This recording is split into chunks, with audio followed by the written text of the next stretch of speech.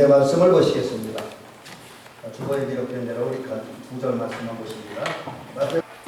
이제 제가 공독을 해드리겠습니다. 비판을 받지 아니하려거든 비판하지 말라. 너희가 비판하는 그 비판으로 너희가 비판을 받을 것이요 너희가 헤아리는 그 헤아림으로 너희가 헤아림을 받을 것입니다. 제목을 하늘 가는 백성이 극복해야 할 장애물, 이런 주제로, 이런 제목으로 말씀을 드리려고 합니다. 우리가 지금 제가 작년하고 올해 산상수훈의 말씀 가지고 이제 주일날에 말씀을 전하는데, 마태복음 5장에서는 예수님께서 천국 백성이 지닌 성품, 또 천국 백성의 살려던 표준, 이것을 마태복음 5장에서 제시해 주셨습니다.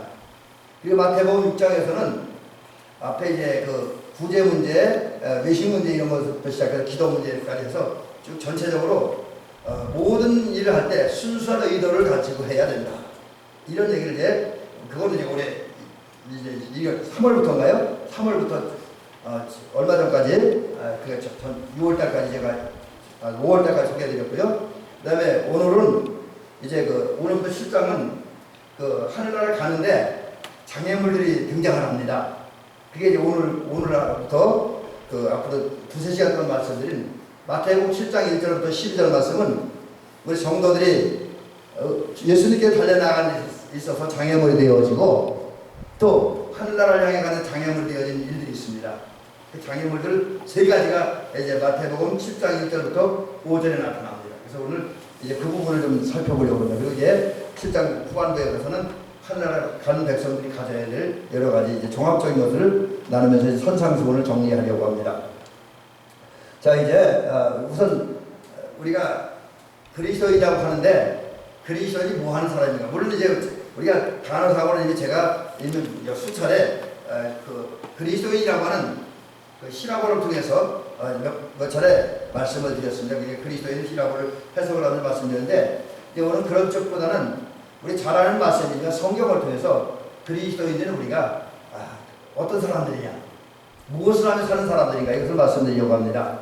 그래서 이제 바울 사도가 빌립보서 3장 14절에서 한 얘기인데 이런 거예요. 우리 여기 보면 그리스도인이 뭘 위해 사는 사람들인가 하는 것을 이제 잘 표현해주고 있습니다. 여기 보면 그런 말씀 있죠. 나는 아직 내가 잡은 줄로 여기지 아니하고 오직 한 일, 뒤에 있는 것을 잊어버리고 앞에 있는 것을 잡으려고 표대를 향하여 그리스도 예수 안에서 하나님이 위해서 부르신 부름의 상을 위하여 달려가노라, 이렇게 이야기를 하고 있습니다.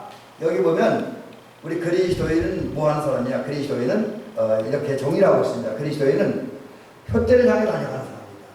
이 표대라고 하는 것은 그 원어에 의하면 목적지, 이제 이 표대를 의미하는 원어가 성경적으로 보면 목적지입니다. 그리고 실제로 제가 여기 옆에 다른 번역 성경 이렇게 써놨는데 가로 열고 다른 번역 성경 해놓고 그리고 이제 오른쪽에 가로 닫게 하는데 이게 무슨 의미냐면 우리가 이제 번역된 성경이 우리가 가진 개혁 성경만 있는 건 아니잖아요. 이미 우리 전에 봤던 개혁 성경도 있고 그 다음에 다른 번역 성경이 꽤 많아요. 공동 번역 성경이라든지 제가 지금 책을 가지는 건 아니고 컴퓨터 파일로 가지는 것만 한 10가지 정도가 돼요. 우리 한글 번역 성경이. 근데 거기에 보니까 대표적인 게 뭐 공동번역 성경이라든지 새번역 성경이라든지 현대어 성경, 현대인의 성경, 또 쉬운 성경, 쉬운말 성경, 우리말 성경, 이런 데서는 이 표대를 번역을 할 때 목적지라고 번역을 하고 있어요. 목적지. 그래서 이제 우리 신앙생활 한다는 것, 또 우리 그리스도인이 산다는 것은 어떠한 표대, 다른 좀 더 우리식으로 쉽게 얘기하면 어떤 목적지를 향해 달려가는 사람들이다 라는 것이죠. 자, 그러면 우리의 목적지는 첫째는 예수님이죠. 예수님이 우리의 신앙의 목적지. 그리고 예수님을 통해서 장차 도착하게 된 하나님 나라를 향해서 우리 달려가는 사람입니다. 이게 우리 그리스도인이 누구냐? 예수님 사람이 뭐 하는 사람들이냐? 여러 가지 많은 각도에서 많은 해석을 할 수 있고 많은 이야기를 할 수가 있습니다. 그러나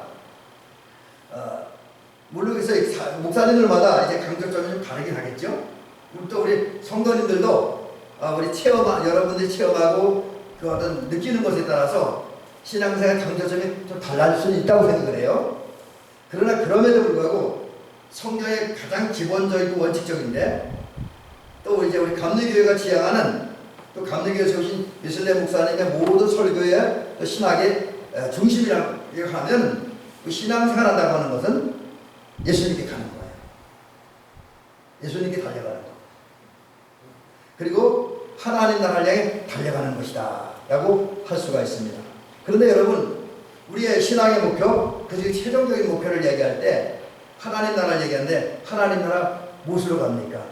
오직 믿음으로 가는 것입니다. 믿음으로 가죠. 그리고 요한복음 3장 3절부터 5절에 보면 거듭나야 가는 나라. 그래서 이게 하나님 나라는 거듭난 자라야 볼 수 있다. 그리고 물과 성령으로 거듭난 자라에 들어갈 수 있다. 이렇게 성경은 얘기하고 있어요. 이건 어느 사도들의 이야기가 아니라 예수님께서 니고데모에게 직접 하신 말씀입니다. 물과 성령으로 거듭나고 또 그 이전은 믿음으로 거듭나야만 가는 나라가 하나님 나라다. 자, 그러면 여러분, 우리가 물과 성령으로 거듭나면 어떤 그리스도인이 되어지느냐? 성도는 거듭난 사람들인데 그럼 어떤 사람들이냐? 한마디로 얘기하면 거룩한 사람이 되어진다. 거룩한 사람.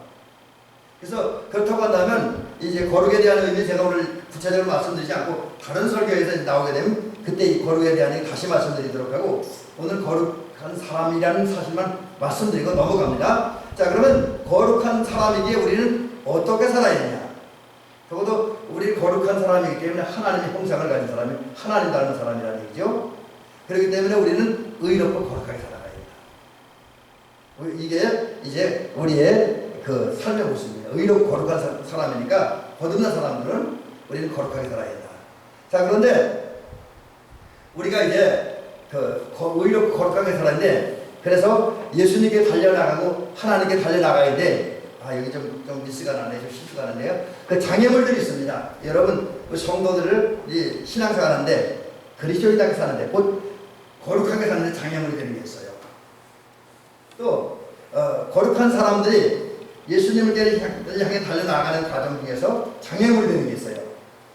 하나님 나라에 들어가야 되는데 하나님 나라의 백성이 되는데 그 가로막는 방해하는 장애물이 있습니다. 거룩한 사람의 장애물이라고 제가 정리했는데 그게 뭐냐? 예수님께서 오늘 그 말씀을 본문을 통해 들려주고 있어요. 비판을 받지 아니하거든 비판하지 말라. 너희가 비판하는 그 비판으로 너희가 비판을 받을 것이요 너희가 헤아리는 그 헤아림으로 너희가 헤아림을 받을 것이니라. 여러분, 이 말씀에 의하면 우리의 거룩한 삶의 장애물, 거룩하게 사는 장애물이 되는 것을 그걸 거룩하게 살지 못하게 하는 것, 예수께를 가지 못하게 하는 것, 하나님 나라를 가지 못하게 하는 그 장애물이 그게 비판입니다.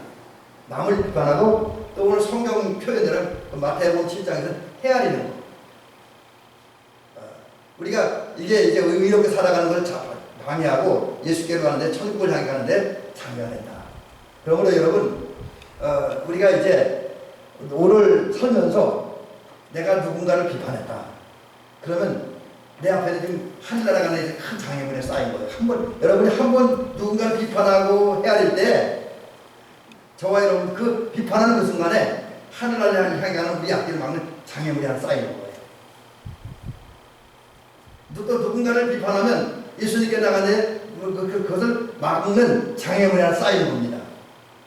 그런 면에서 보면 우리가 누구를 비판한다는 게 상당히 부적합 걸립니다. 그래서 제가 사실 이 말씀을 지난주 전하고 오는 그 다음 부분 하려는데 제가 왜 오늘 하냐면 이 부분이 해결이 안 돼 고민돼서. 그래서 제가 사실 지난 토요일까지 다 이 말씀 전하려고 거의 이제 원고만 쓰면 되는 상황이었는데 안 했어요.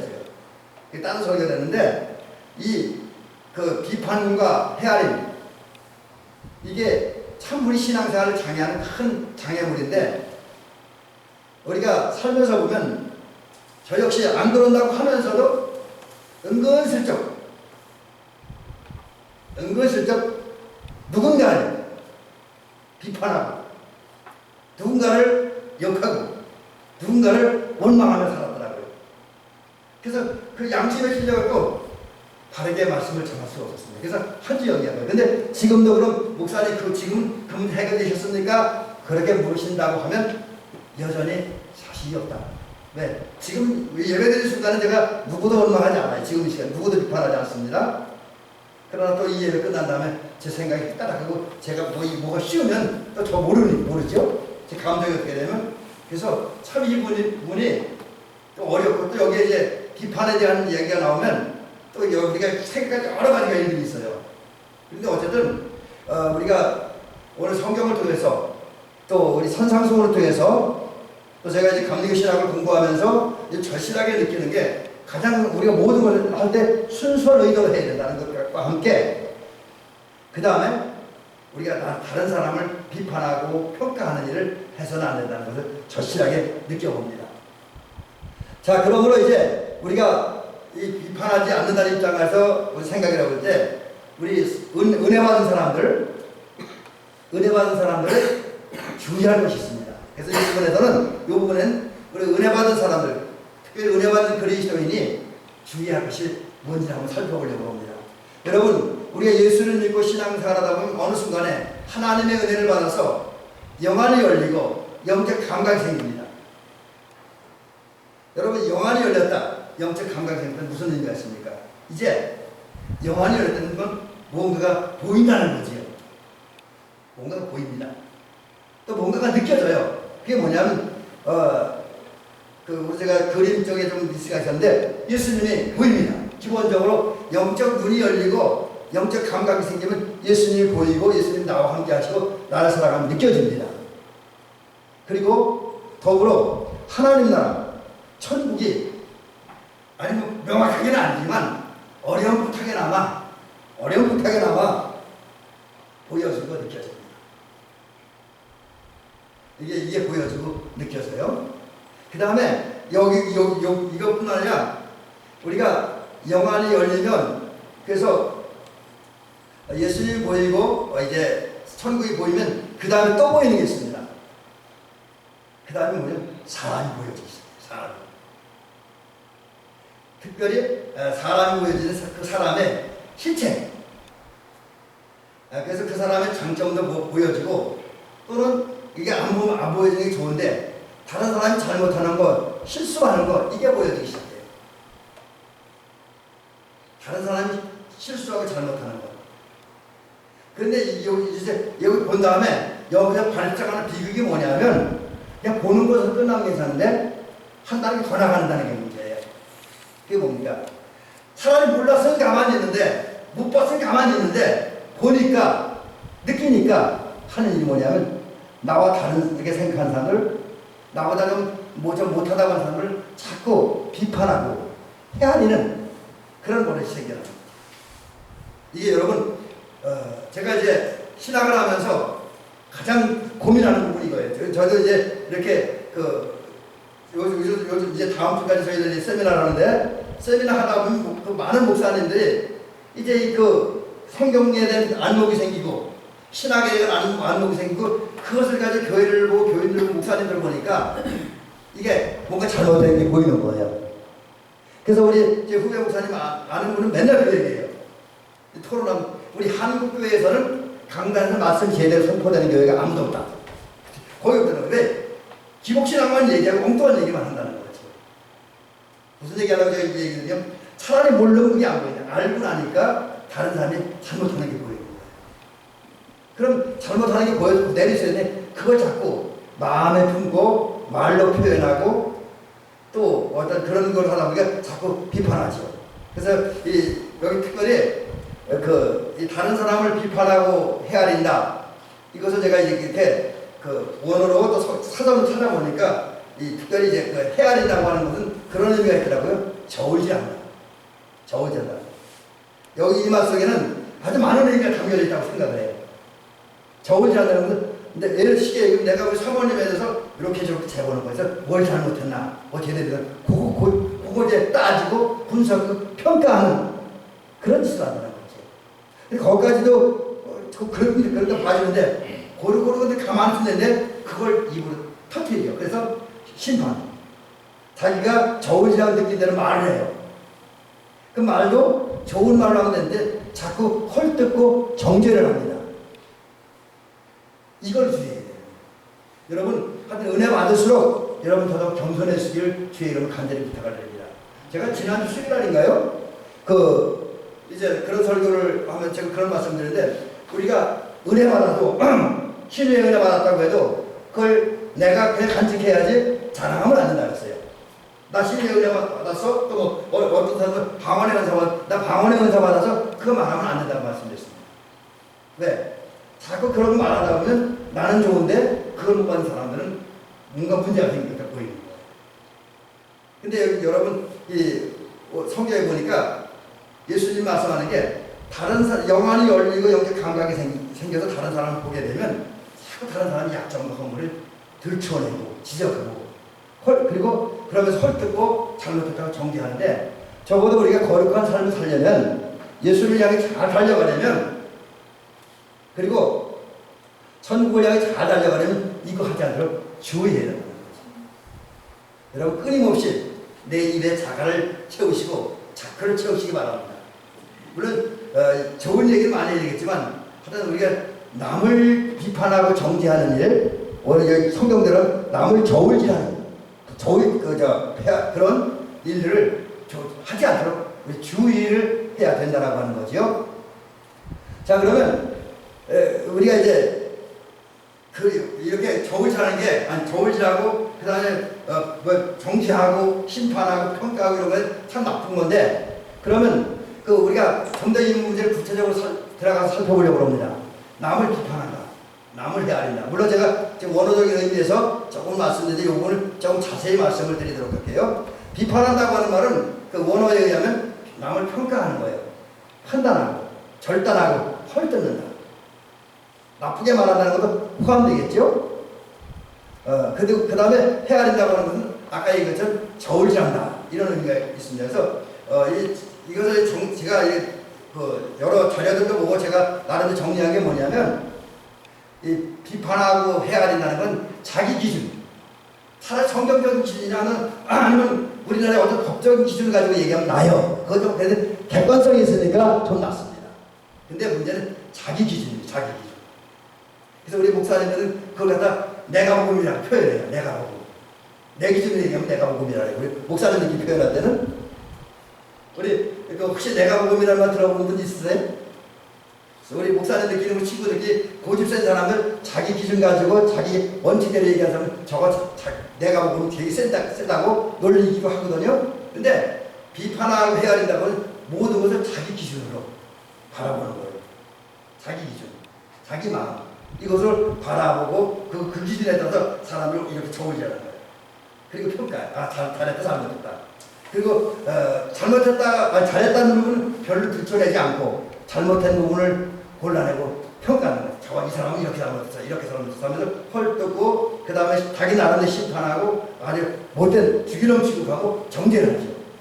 이게 비판입니다. 근데 여러분, 여기서 우리가 오해하지 말아야 할 것이 하나 있는데, 이 저울질하고 심판하고 헐뜯고 정죄하는 것이 이제 비판인데, 여러분, 그럼 이거 하지 말았다고 내 주변의 사람이 잘못하고 지금 심지어는 그것 때문에 죽음의 자리 향해 달려가는데, 파멸의 자리 향해 달려나가는데 비판하지 말아라, 아무 말 하지 말아라, 외면해라, 방관해라, 그런 것은 아닙니다.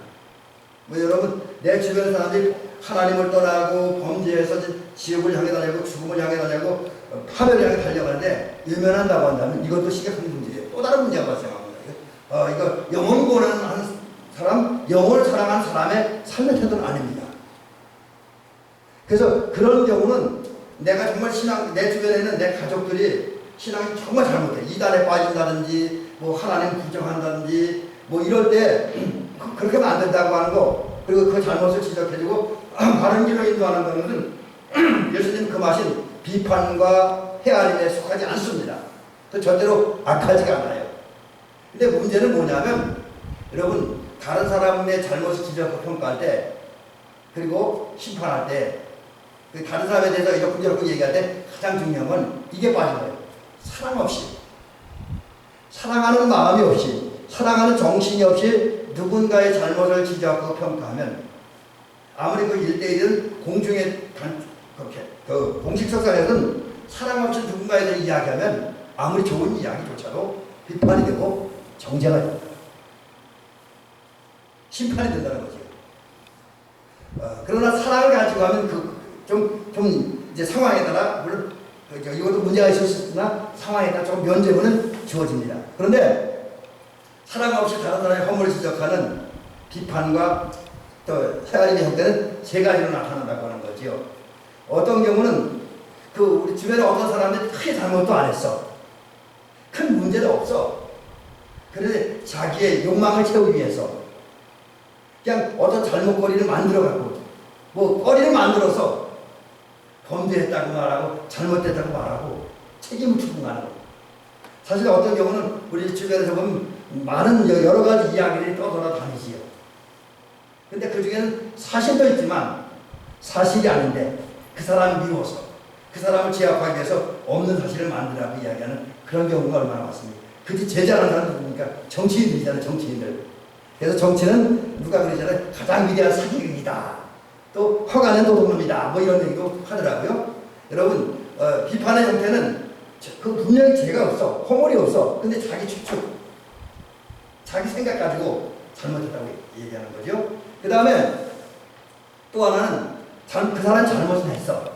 실수는 했어요. 근데 문제는 이 비판으로 나타나는 그 형태는 뭐냐면 그 잘못보다 그 사람의 실수로 더 크게 부풀려서 말하는 거예요.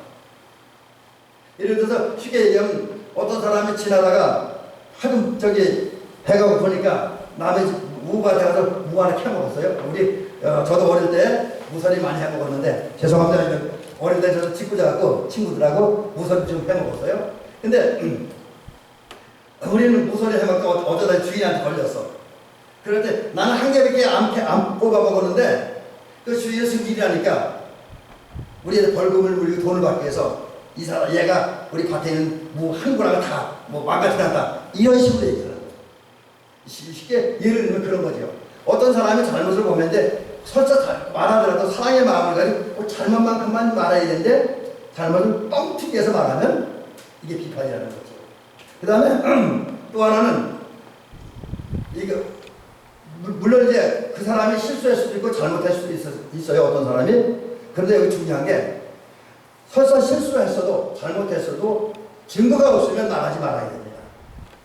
확실하고 분명한 증거 눈으로 보여줄 수 있는 증거가 있는 상태에서 말하면 괜찮은데 그것도 없이 말하는 거예요. 자기 추측 자기 생각을 가지고 말하면 안 돼요. 자기 생각을 가지고 저 사람이 이렇게 사람들 이렇게 사람들 그러면 안 된다는 거죠. 근데 사람들은 이런 형태의 비판을 너무너무 많이 하고 있는 것이 오늘 예수님 시대나 지금 시대나 심각한 문제다라는 것이죠. 자, 그러면 이제 이렇게 다른 사람을 비판하고 정죄할 때 나타나는 결과가 뭐냐? 여러분 이제 오늘 성경으로 돌아오시기 바랍니다. 성경은 성경이 가르쳐 주는 거예요. 우리가 누군가를 비판하고 누군가를 헤아리는 것, 다른 사람의 저울질하고 그 저울질 중에서 나타난 약점과 실수와 허물을 들추어내고 심판하고 정죄하는 이 행위는 백해운이다. 오히려 성경에 근거하면 나쁜 열매를 맺는다. 내가 좀 안다고 내가 좀 경험해도 나보다 못한 사람을 정죄한다고 한다면 비판한다고 나쁜 열매를 맺는다. 그게 뭐냐면 오늘 마태복음 7장들이 잘 얘기해주고 있습니다. 여러분 뭐라 그럽니까? 너희가 비판하는 그 비판으로 너희가 비판을 받을 것이요 너희가 헤아리는 그 헤아림으로 너희가 헤아림을 받을 것이다. 여러분 이 말씀을 그대로 문자적으로 번역을 그런 거예요. 내가 누군가를 비판하면 나를 비판해라. 근데 우리 요 성경을 문자적으로 보면 내가 그냥 비판받는 거 이렇게 되는데 제가 어떤 책을 보다 보니까 그 책에 그렇게 돼 있어요. 내가 누군가를 비판하면 하나님이 나를 비판한다는 거예요. 근데 이 비판이라는 건 다른 말로 심판도 의미합니다. 내가 누군가를 심판하면 하나님이 나를 심판합니다. 그리고 사람은 나를 심판한다는 거지요. 물론 내가 다른 사람들 저울질 이렇게 재평가하면 하나님도 나를 저울질하는 거. 자, 그런다고 하면 비판이라는 것이 굉장히 안 좋아. 헤아린다는 것이 우리 모두에게 불행해지고 우리 모두를 망가뜨리고 파멸을 이끌어간다라는 사실을 우리가 느낍니다. 그래서 그 사실을 좀 더 얘기하니까 우리 이것은 이제 우리 예수님 목사님 잘 표현했는데 성경을 근거로 해서 예수님 목사님이 남을 비판하는 다가오는 세 가지 문제를 이렇게 이야기하고 있습니다. 우선 내가 누군가를 비판하면 누군가를 저울질하면 그걸 하는 내 자신도 상처를 받는다는 거예요. 비판하는 그 자신도 자기도 모르게 상처받는다는 거예요. 그리고 심지어는 자기의 양심과 자기의 정신세계를 죽이는 것이다 라고 이야기합니다. 그 다음에 두 번째는 내가 누군가를 비판하고 해야 될 때 나의 비판을 듣는 그 사람의 정신과 영혼과 심령을 죽이고 싶은 상처를 준다. 아울러 여기 더 심각한 문제는 내가 누군가를 비판했을 때 나이가 누군가를 비판하는 그 소리를 듣는 모든 사람에게 큰 상처를 주고 그들에게 큰 아픔을 주고 그들의 정신과 영혼을 죽인다. 그러니까 이제 내가 누군가를 비판하는 소리를 한 사람이 들으면 그 사람이 죽는 거예요. 상처받아. 10사람이 들으면 그 10사람이 다 죽는 거예요. 상처를 받아. 이게 이제 그 비판의 무서운 비극이라고 하는 거죠. 자, 그러면 왜 이렇게 비판하고 정죄하는 것이 해가 되는데도 불구하고 사람들은 툭하면, 특히 정치인들은 왜 툭하면 자기 경쟁자를, 자기 정적을 비판하고 정죄하고 해야 됩니까? 이게 뭐냐면 이것에 대한 대답 딱 하나 간단해요. 아주 간단한데 이게 뭐냐면 그냥 바로 그 원인은 뭐지? 사랑이 부족하기 때문이다. 그 마음에 사랑이 부족하기 때문이다. 여러분 고린도전서 13장을 보니까 사랑을 이렇게 이야기하고 있습니다. 사랑은 악한 것을 기뻐하지 않습니다. 악한 걸 기뻐하지 않아요. 오히려 진리와 함께 기뻐하고 이제 또 오래 참고 우려합니다. 시기하지 않습니다. 이런 사랑의 특성 때문에 만약 내 마음이, 우리의 마음이 사랑으로만 가득 차 있다라고 한다면 여러분 우리는 선입견을 가지고 내 기준을 가지고 불공정하게 불친절하게 대하고 그렇게 좋지 않은 결론을 내리지 않는다. 설사 그 사람이 어떤 잘못을 범했고 무슨 죄가 있다 할지라도 그 하나 되기 때문에 저 사람은 늘 저럴 거야. 여러분 우리 이거 많이 하잖아요. 어떤 사람이 한 번 실수를 해요. 그럼 그 사람한테 늘 저 사람은 저래, 저 정도밖에 안 돼 라고 좋지 않게 단정하는 경우가 얼마나 많이 있습니까? 제가 지금 이거를 여러분들이 이해가 잘 되도록 설명이 되는지 모르겠는데 그런 거 있잖아요. 누가 조금 뭐 잘못돼. 그런 비슷한 일이 터지면 확실한 증거도 없으면서 그 사람이 그랬다고 단정을 해버리는 거죠.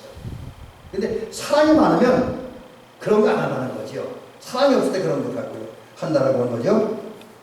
여러분 사랑이 없으면 결국은 이제 다른 사람을 저울질해요. 왜? 그 사람 정복해야 되니까. 그 사람을 지배해야 되니까. 그 사람을 억누려야 되니까. 그 사람을 이겨야 되니까.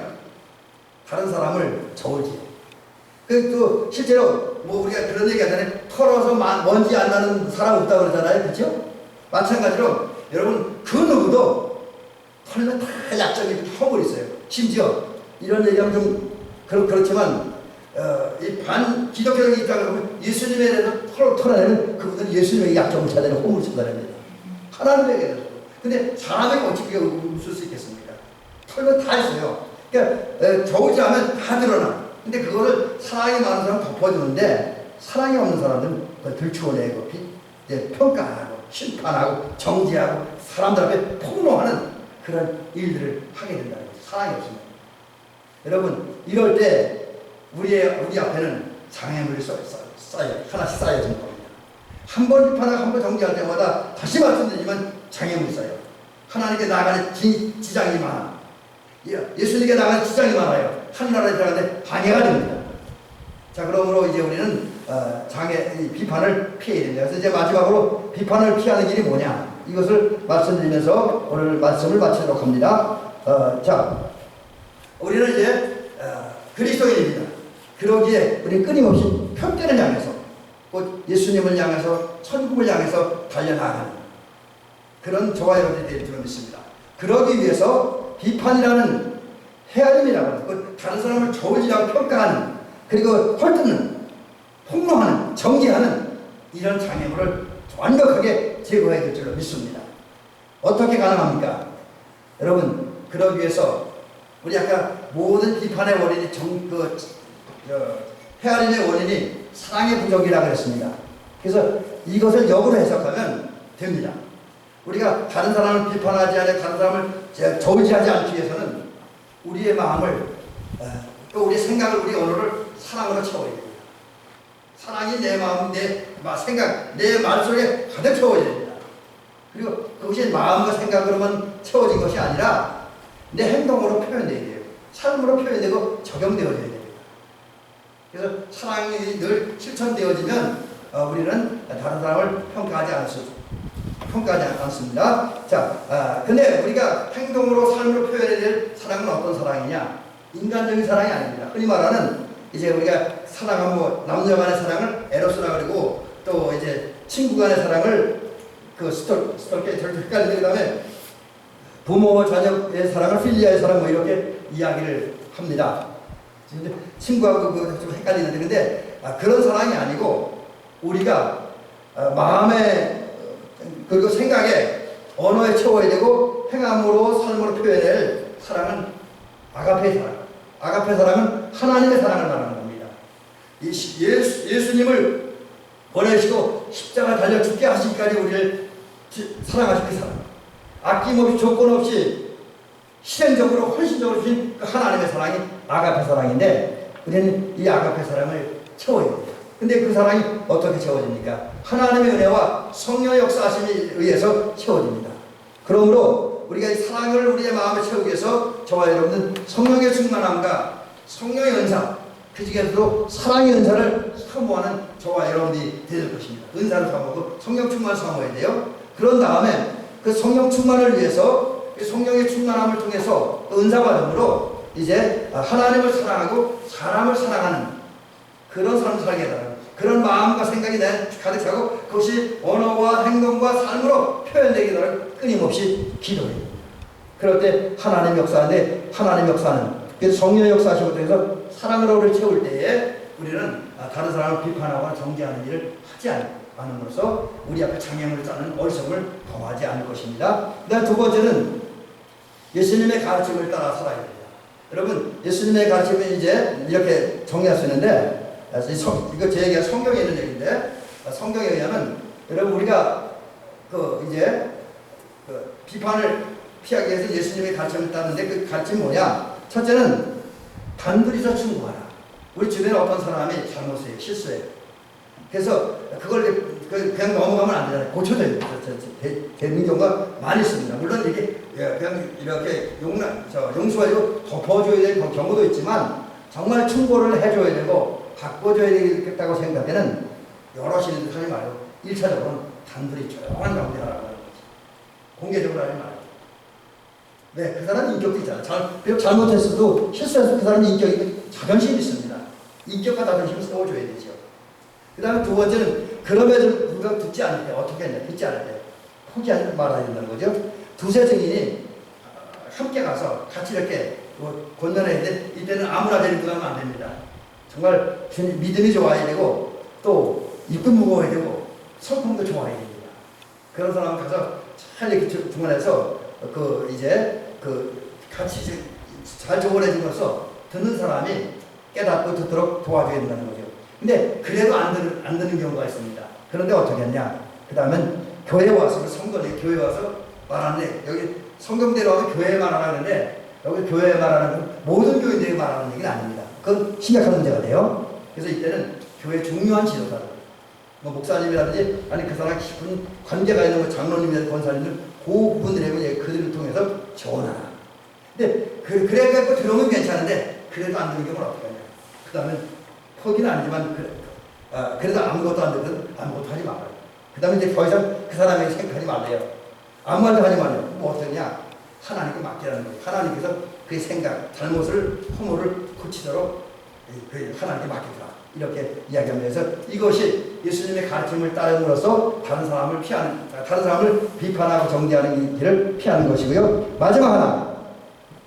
아까 조금 전에 제가 말씀드렸었는데 확실한 증거가 없으면 아무리 내 주변 사람이 잘못을 했다 하고 그것을 안다고 증거가 없으면 침묵하라, 말하지 말아라, 이런 겁니다. 여러분, 니고데모는 이제 그런 얘기를 했어요. 사람들이 막 예수님한테 이런저런 얘기를 하니까 요한복음 7장 51절에 보면 그런 얘기를 했어요. 우리 율법으로서는 먼저 그의 말을 들어보거나 그가 하는 일을 알아보지도 않고 사람을 처단할 수가 없지 않소, 이렇게 얘기합니다. 이게 이제 개혁성경으로 제가 인용한 건 아니고 다른 번역 성경을 했는데, 그가 어떤 사람이 잘못을 했어도 그 잘못한 사람의 말을 들어보지 않으면 뭘 내릴 수 없다는 거지. 증거 없이 함부로 판단하고 함부로 결정하고 함부로 단정할 수 없다. 그게 지금 니고데모에도 증거가 있어야 이야기할 수 있다라는 거죠. 또 그 다음에 이방인이었던 베스도라고 사람이 있는데, 이 사람이 이제 어떤 사람부터 제수에 대한 판결을 요청받았습니다. 그때 이분이 그런 얘기, 우리 로마의 관례지, 로마 관례니까 로마의 관례는 피고가 원고를 직접 대면하여 다른 사람이 고발하는 것에 대한 항변하는 이야기를 얻기 전에는, 그러니까 다른 말은 항변하는 이야기를 들어보기 전에는 그 사람이 죄를 범했다고 다른 사람이 아무리 고발을 해도 그냥 넘겨주는 거, 곧 처벌할 수 없다, 이런 얘기입니다. 이게 결국 이런 얘기 뭐냐면, 종합적으로 얘기하면 아무리 주변 사람이 저 사람 죄인이다, 죽일 놈이다, 뭐 나쁜 짓 했다, 그렇게 얘기해도 증거가 있어야 돼요. 그 증거도 다른 사람이 말하는 증거뿐만 아니라 본인조차도 인정할 수 있어야 된다는 거예요. 그럴 때 그 사람이 잘못을 이야기할 수 있다는 거죠. 그 전까지 하면 안 된다. 결론적으로 얘기를 하면, 증거가 없으면 우리가 알고 있기에, 우리가 느끼기에 그 사람이 큰 잘못을 했다 할지라도 조용히 있어라, 침묵하라. 네, 그것이 비판과 정죄를 피함으로 이제 하나님 나라를 향해 나가는데, 예수님을 향해 나가는데 그 길에 장애물을 놓지 않는 길, 오히려 그 큰 길을 열어놓는 길이기 때문에 그렇게 하라는 거지요. 이제 말씀을 마치겠습니다. 여러분, 우리가 살면서 나도 모르게 실수할 수 있는 게, 다른 사람을 저울질하고 평가하고 심판하고 정죄하고 폭로하고 들춰내는, 한마디로 다른 사람을 비판하고 헐뜯는 그런 이야기하기가 무지하게 쉽습니다. 그래서 우리는 평생 하나님 나라 가는 그 순간까지 늘 주의하고 또 경계하는 가운데, 우리가 물론 비판을 전혀 안 할 수 없겠지만 인간이기 때문에, 그러나 조금이라도 이 비판을 줄임으로써 우리 앞에 장애물을 제거해나가는, 우리 장애물을 극복하는, 그리고 그런 다음에 예수님을 향해 천국을 향해 잘 살려가는 멋진 그리스도인이 될 수 있기를 주의 이름으로 축원합니다.